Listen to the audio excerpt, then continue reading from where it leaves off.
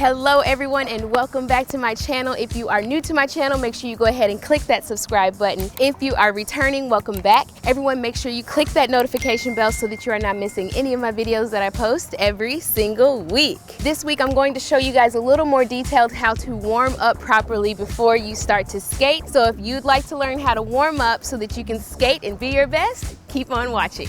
Okay, so I did tell you guys in the tutorial video before how to warm up, but I did it very briefly. Today I wanted to go more into detail and show you guys just a couple more moves to get you warmed up. Of course, you guys already know, and I preach this all the time, you have to bend your knees. An easy way to warm up with that is simply doing squats. Squats can be super easy, of course. You can put your hands out to the front, put your hands up, put your hands to your sides, whatever you want to do, and just simply bend your knees and stand up.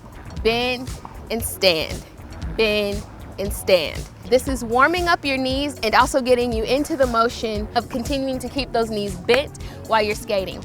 So squats, super simple. I didn't tell you guys, but if you are a beginner, practicing in a tennis court is perfect because you have things to hold on to, it's smooth, and you're enclosed. Next is doing simple leg lifts. This is just building strength in your legs with the skate on so that you can become stronger. Also lifting the knee up and in, which also helps you to pick up your feet. And of course, bubbles, which you guys know are my favorite, which works the entire body. Check it out. Out and in.